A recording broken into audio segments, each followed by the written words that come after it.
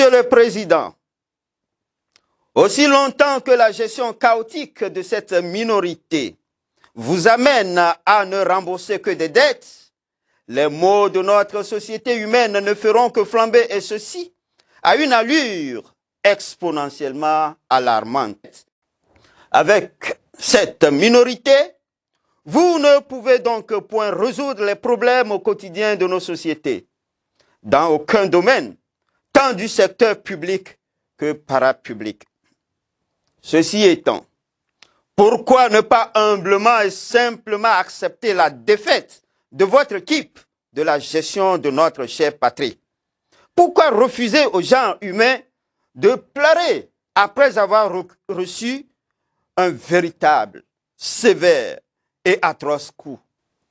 Le peuple togolais n'a pas d'armes pour revendiquer ses droits. La moindre sagesse républicaine voudrait qu'elle jouisse du moins de son droit de manifester. Ne l'étouffez plus, car ces manifestations peuvent vous aider à bien gouverner la chose publique. Mon cher Président, pourquoi vos ministres, pourtant serviteurs du peuple, car rémunérés par les contribuables togolais, se permettent-ils de déshumaniser le peuple souverain du Togo par des propos et actes malsains et mécréants? Pourquoi? Pourquoi? Pourquoi, Monsieur le Président? Répondez-nous. Chers compatriotes, parlant toujours de la minorité légendaire au Togo, il y en a principalement 3 catégories qui font du mal à notre société. Elles sont d'abord celles du régime au pouvoir depuis près de 60 ans. Ensuite, il y a celles émanant des opposants transfuges et opportunistes d'hier qui, après alliance sacrée avec le pouvoir, ont aujourd'hui trouvé une place au soleil et pour continuer de manger, sont devenus très zélés et plus royalistes que le roi, croyant faire la pluie et le beau temps.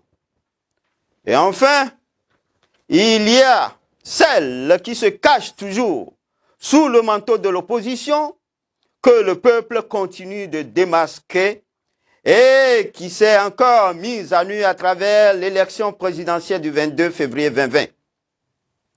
En réalité, ces dernières ne veulent pas prendre le pouvoir et diriger le pays comme le voudrait l'objectif premier de tout parti politique, sérieux et soucieux du bien-être du peuple.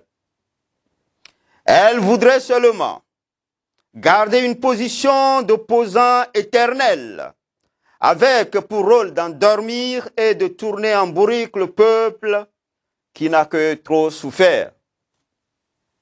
C'est donc par le mutisme, la jalousie, l'égocentrisme, la cupidité et le dédain patriotique que ces dernières catégories de la minorité ont une fois encore saboté l'alternance et la victoire que le peuple s'est octroyée en 2020. C'est donc l'ensemble de ces minorités qui tournent autour du prince, prenant en otage le bonheur du peuple qui est à l'origine des malheurs des Togolais.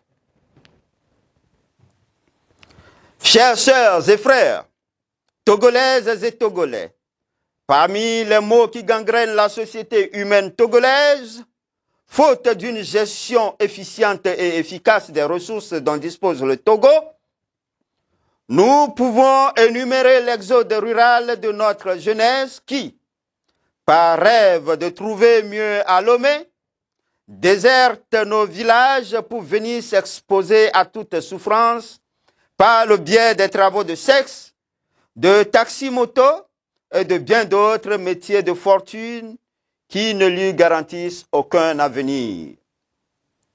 C'est la même souffrance qui oblige les populations togolaises et africaines aux émigrations clandestines, avec toutes les conséquences bien pitoyables, lamentables et connues de tous. Angelos. Don't jump.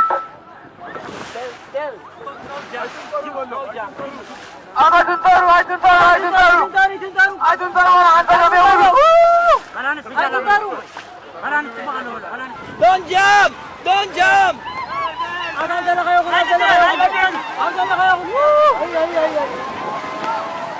Togolaises et Togolais, avec un amour patriotique, chacun de nous doit mettre en pratique les bonnes manières d'éthique et de déontologie qui n'auront pour seul objectif que de créer le mieux-être de tout le peuple togolais.